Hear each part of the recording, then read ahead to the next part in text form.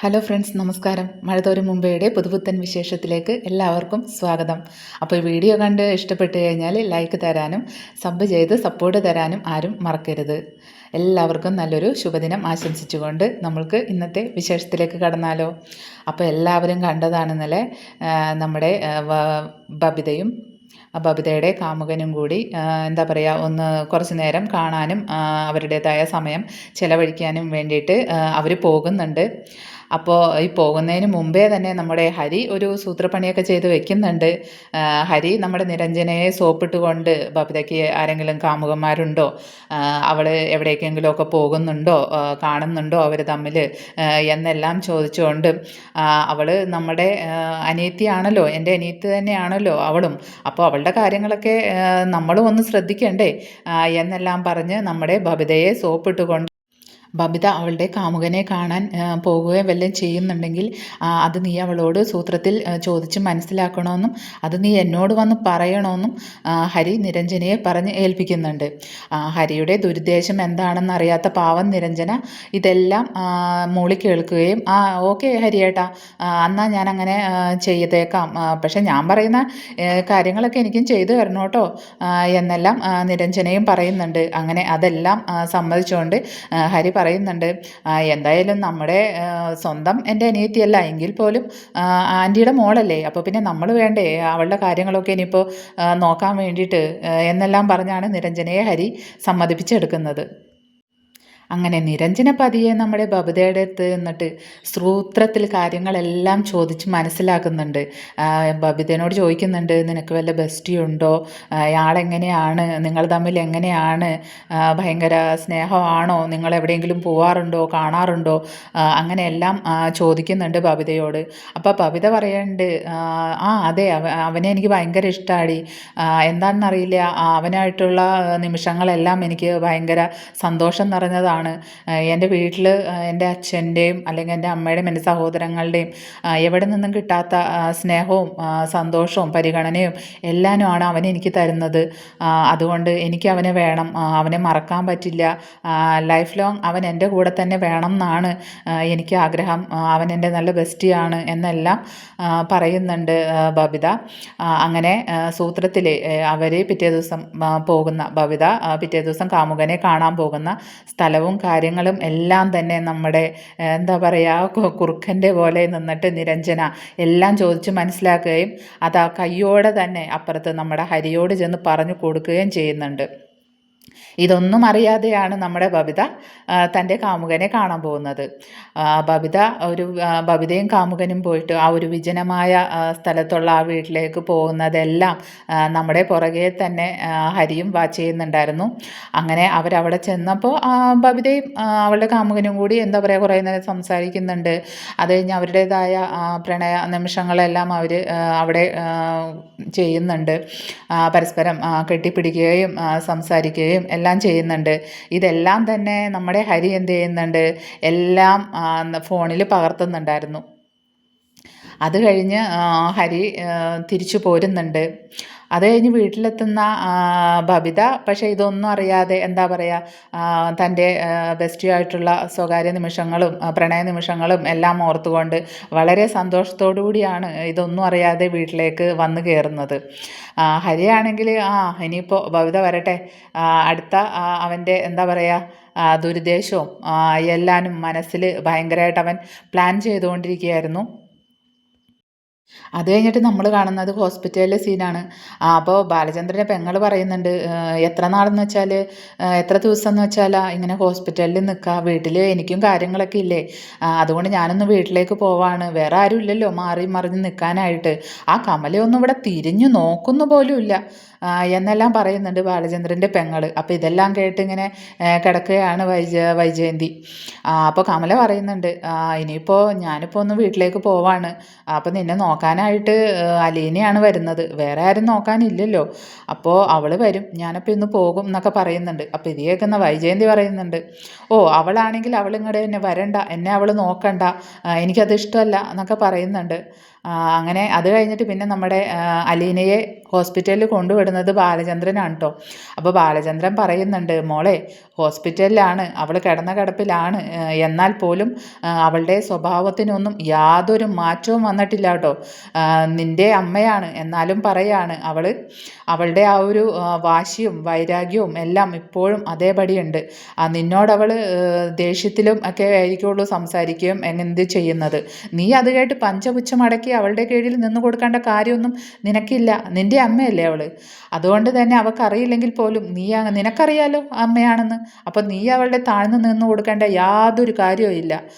നീ എന്താണോ അവൾ പറയുന്നത് അത് നീ അപ്പോൾ തന്നെ എന്നോട് പറഞ്ഞേക്കുക. എനിക്കറിയാം അവൾ എന്താ ചെയ്യേണ്ടതെന്ന്. അവളെ പൂട്ടാനുള്ള വഴിയൊക്കെ എൻ്റെ കയ്യിലുണ്ട്. അതുകൊണ്ട് മോള് ഒന്നോർത്തും പേടിക്കേണ്ട ഒരാവശ്യവും ഇല്ല കേട്ടല്ലോ. എന്താവശ്യമാണെങ്കിലും എന്ത് പറഞ്ഞാലും അവൾ എന്ത് പറഞ്ഞാലും മോളത് എന്നോട് പറഞ്ഞാൽ മതി, ഞാൻ അവൾക്ക് കൊടുത്തോളാം. അവൾക്കിപ്പോൾ സംസാരിക്കാനൊക്കെ അവതൊക്കെ ആയിട്ടുണ്ട്. അതുകൊണ്ടാണ് മോളെ ഞാൻ പറയുന്നത് കേട്ടല്ലോ. അവൾ എന്തായാലും നിന്നോട് ദേഷ്യത്തോടു കൂടി മാത്രമേ സംസാരിക്കുകയുള്ളൂ, പെരുമാറുകയും ചെയ്യുള്ളൂ. അവളിപ്പോഴും പണ്ടത്തെ ആ വൈജയന്തി തന്നെയാണ്. എന്നാൽ ശരി മോളെ എന്ന് പറഞ്ഞിട്ട് അവളെ കൊണ്ടേ ആക്കുന്നുണ്ട് ബാലചന്ദ്രൻ. അപ്പോൾ അലീന ഇത് കേൾക്കുമ്പോൾ പറയുന്നുണ്ട്, സാരില്ല അച്ഛാ, ഞാൻ നോക്കിക്കോളാം അമ്മേനെ, എന്തായാലും എൻ്റെ അമ്മയല്ലേ, കുഴപ്പമൊന്നുമില്ല അച്ഛാ, ഞാൻ എൻ്റെ അമ്മേനെ നല്ലപോലെ നോക്കിക്കോളാം എന്നൊക്കെ പറയുന്നുണ്ട് അലീന. അമ്മയ്ക്ക് അറിയാത്തതുകൊണ്ടല്ലേ എന്നെല്ലാം പറയുന്നുണ്ട് അലീന.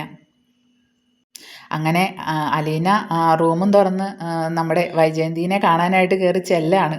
അപ്പോൾ അതാ ഒരു കണ്ണല്ലേ കാണാൻ പറ്റുന്നുള്ളൂ.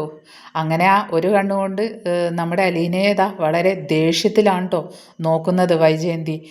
ഇവളെന്തിനു വന്നു, ഇവളെനിക്ക് കാണണ്ട, ആ ഒരു ദേഷ്യത്തിൽ ഇവളെന്തിനിവിടെ ആര് കൊണ്ടുവന്നൊക്കെ ഉള്ളൊരു മൈൻഡിലാണ് വൈജയന്തി ഇവളെ നോക്കി പേടിപ്പിക്കുന്നത്.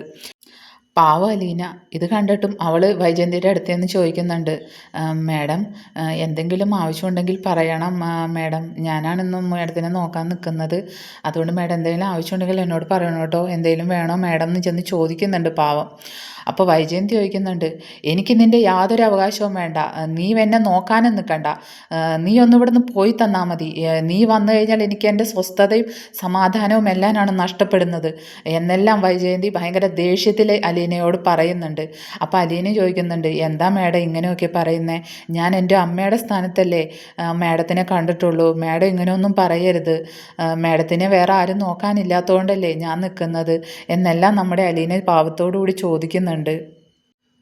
നീയോ, നീ എന്നെ നോക്കണ്ട, നീ നോക്കിക്കഴിഞ്ഞാൽ എനിക്ക് യാതൊരു സ്വസ്ഥയും സമാധാനം എൻ്റെ ജീവിതകാലം മുഴുവൻ എനിക്ക് കിട്ടാൻ പോകുന്നില്ല, എനിക്ക് നിന്നെ അത്രക്കും വെറുപ്പും ദേഷ്യവും ഒക്കെയാണ് എന്ന് പറയുന്നുണ്ട് വൈജയന്തി. നീ നിൽക്കുന്ന ആ വീട്ടിലേക്ക് പോലും ഞാൻ വരത്തില്ല, എൻ്റെ മക്കളെയും ഞാനും കൊണ്ട് ഞാൻ അവിടെ നിന്ന് ഇറങ്ങിപ്പോവും, ഒന്നല്ലെങ്കിൽ ഞാൻ അല്ലെങ്കിൽ നീ, രണ്ടിലാരെങ്കിലും ഒരാൾ മാത്രമേ ആ വീട്ടിലുണ്ടാവത്തുള്ളൂ. നീ എന്തു പറഞ്ഞാടി ബാലചന്ദ്രൻ്റെ മയക്കി എടുത്തത് എന്നൊക്കെ ചോദിക്കുന്നുണ്ട്. നീ എന്തായാലും അയാളുടെ മകളല്ല എന്ന് എനിക്ക് നന്നായിട്ടറിയാം, നീ അയാൾ മയക്കിയെടുത്തേക്കാണല്ലേ, മാത്രമല്ല നിന്റെ കയ്യിൽ എന്ത് കൈവശമാണ് ഉള്ളത്, എൻ്റെ ആങ്ങളമാരെയും നീ ഇപ്പോൾ വശത്താക്കി അല്ലേ. വെറും ഒരു ഹോം നേഴ്സായിട്ട് വന്ന നീ എൻ്റെ വീട്ടിലെ സ്വസ്ഥതയും സമാധാനവും എല്ലാമാണ് നഷ്ടപ്പെടുത്തിയത്. നിന്നോട് ഞാൻ ഒരിക്കലും പൊറുക്കില്ല, ഈ ജീവിതകാലം മുഴുവനും ഞാൻ നിന്നോട് ദേഷ്യവും വൈരാഗ്യവും എല്ലാം എൻ്റെ മനസ്സിലുണ്ടാവും, ഒരിക്കലും ഞാൻ പൊറുക്കത്തില്ല. നീ എന്നെ നോക്കാനും വരണ്ട, ഒരിക്കലും അങ്ങനെ ഒരവസ്ഥ എനിക്ക് വരികയും ചെയ്യില്ല. നീയും ബാലചന്ദ്രനും തമ്മിൽ ഒരു അച്ഛൻ മകൾ ബന്ധമല്ല എന്ന് എനിക്ക് നല്ലതുപോലെ അറിയാം.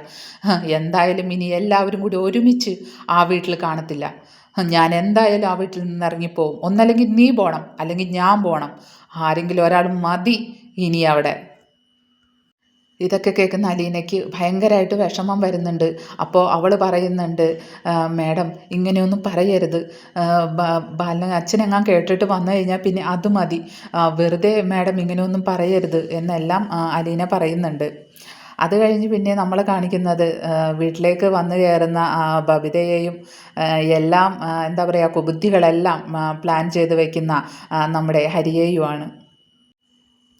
അങ്ങനെ ഫോൺ ചെയ്ത് നിൽക്കുന്ന ബബിതയുടെ അടുത്തേക്ക് നമ്മുടെ ഹരി ചെന്നിട്ട് ചോദിക്കുകയാണ്. അപ്പം തന്നെ ബബിത ശരിയടി എന്നൊക്കെ പറഞ്ഞ് ഫോണൊക്കെ കട്ട് ചെയ്യുന്നുണ്ട്. അപ്പോൾ അത് കഴിഞ്ഞിട്ട് ചോദിക്കുന്നുണ്ട്, ആരാ ഫോണിൽ? അപ്പോൾ പറയുന്നുണ്ട്, കൂട്ടുകാരിയാ എന്ന് പറയുന്നുണ്ട് ബബിത. അപ്പോൾ ചോദിക്കുന്നു, കൂട്ടുകാരനോ അതോ കൂട്ടുകാരിയോ? അപ്പോൾ ബബിത പറയുന്നുണ്ട്, എന്താ ഹരിയേട്ടാ ഇങ്ങനെയൊക്കെ ചോദിക്കുന്നേ? അതെൻ്റെ കൂട്ടുകാരിയാ. ആ കൂട്ടുകാരി തന്നെയാണെന്ന് ഉറപ്പാണോ? അല്ല നിനക്ക് വല്ല ബെസ്റ്റി വല്ലതും ഉണ്ടോ? അപ്പോൾ നമ്മുടെ ബബിത പറയുന്നുണ്ട്, ബെസ്റ്റിയോ എനിക്കോ? ഹരിയേട്ടൻ എന്തൊക്കെയായി പറയുന്നത് ഹരിയേട്ടാ, ഒന്ന് തെളിയിച്ചു പറ എന്നെല്ലാം പറയുന്നുണ്ട് പാവം ബബിത. ബബിതയ്ക്ക് അറിയില്ലല്ലോ, എല്ലാം അറിഞ്ഞു വെച്ചുകൊണ്ട് കുശാഗ്ര ബുദ്ധിയായ ഹരി അവളെ ട്രാപ്പിലാക്കാൻ വേണ്ടിയിട്ടാണ് നടക്കുന്നത് എന്ന് പാവം നമ്മുടെ ബബിത അറിയുന്നില്ലല്ലോ. അങ്ങനെ ഹരി നമ്മുടെ ബബിതയോട് പറയുന്നുണ്ട്, നീ ഒന്ന് വന്നേ, എനിക്ക് നിന്നോട് പേഴ്സണലായിട്ടൊന്ന് സംസാരിക്കാനുണ്ട്, നീ ഒന്ന് വാ എന്ന് പറഞ്ഞിട്ട് ബബിതയെ വിളിച്ചുകൊണ്ട് പോകുന്നുണ്ട് ഹരി. അങ്ങനെ വിളിച്ചുകൊണ്ട് പോയിട്ട് അവൻ എടുത്ത ആ ഒരു ഫോണിൽ പകർത്തിയ കാര്യങ്ങൾ എല്ലാം തന്നെ ബബിതയെ കാണിച്ചു കൊടുക്കുന്നുണ്ട്. അപ്പോൾ ബബിത ആകെ ഞെട്ടിത്തരിച്ച് ആകെ വിഷമത്തിൽ ഇങ്ങനെ നിൽക്കുകയാണ്. ഇനി എന്ത് ചെയ്യും എന്നുള്ള രീതിയിൽ ചോദിക്കുന്നുണ്ട്, ഹരിയേട്ടന് ഇത് എവിടെ നിന്ന് കിട്ടി, എങ്ങനെ കിട്ടി എന്നൊക്കെ ചോദിക്കുന്നുണ്ട്. ആരോടും പറയല്ലേ ഹരിയേട്ടാ, ഇവിടെ ഒരാളും അറിയരുത്, അറിഞ്ഞു കഴിഞ്ഞാൽ ഈ ബന്ധം തുടരാൻ സമ്മതിക്കില്ല, അങ്ങനെയൊക്കെ പറയുന്നുണ്ട് പാവം ബബിത. അപ്പോൾ ഹരി പറയുന്നുണ്ട്, ഇല്ല ആരും അറിയില്ല, ഞാൻ പറയുന്നത് പോലെയൊക്കെ നീ കേട്ട് കഴിഞ്ഞാൽ ഇവിടെ ഒരാളും ഇതൊന്നും അറിയാൻ പോകുന്നില്ല എന്ന് പറയുന്നുണ്ട് ഹരി. അപ്പോൾ പാവം ബബിത പറയുന്നുണ്ട്, ഹരിയേട്ടൻ പറയുന്ന എന്ത് വേണമെങ്കിലും ഞാൻ ചെയ്യാം, ഇതൊന്നും ആരെയും കാണിക്കരുത്, ആരും അറിയരുത് ഇതൊന്നും എന്ന് പറയുന്നുണ്ട് ബബിത. എന്താ പറയുക, ഇത്രയും ഒരു വൃത്തികെട്ട സ്വഭാവം ആണ് ഈ ഹരിക്ക് ഉള്ളത് കേട്ടോ. ഭയങ്കര വൃത്തികെട്ട സ്വഭാവം, വൃത്തികെട്ടവനാണ് അവൻ ശരിക്കും പറഞ്ഞാൽ. എന്താ പറയുക, കുടുംബത്തിൽ കയറ്റാൻ പറ്റാത്തവൻ എന്നൊക്കെ പറയില്ലേ, അതുപോലത്തെ ഒരു ക്യാരക്ടറാണ് ഹരിയുടെ. കാരണം നമ്മുടെ കുടുംബത്തിലുള്ളവരെ തന്നെ മിസ്യൂസ് ചെയ്യുന്ന അത്രയും ഒരു വൃത്തികെട്ട സ്വഭാവമാണ് ഹരിക്കുള്ളത്. അപ്പോൾ പാവം ബബിത ഇനി എന്ത് ചെയ്യും എന്നുള്ള രീതിയിലാണ് പാവം ഹരിയുടെ അടുത്ത് ഇങ്ങനെ നിൽക്കുന്നത്. അപ്പോൾ ഇന്നത്തെ വിശേഷങ്ങൾ ഇത്രയേ ഉള്ളൂ. അപ്പോൾ നാളത്തെ പുതുപുത്തൻ വിശേഷങ്ങളായിട്ട് നമ്മൾ വീണ്ടും വരുന്നതായിരിക്കും. അപ്പോൾ വീഡിയോ കണ്ട് ഇഷ്ടപ്പെട്ട് കഴിഞ്ഞാൽ എല്ലാവരും സബ്സ്ക്രൈബ് ചെയ്തും ലൈക്ക് ചെയ്തും സപ്പോർട്ട് തരണം. അപ്പോൾ ഓക്കെ, ബൈ.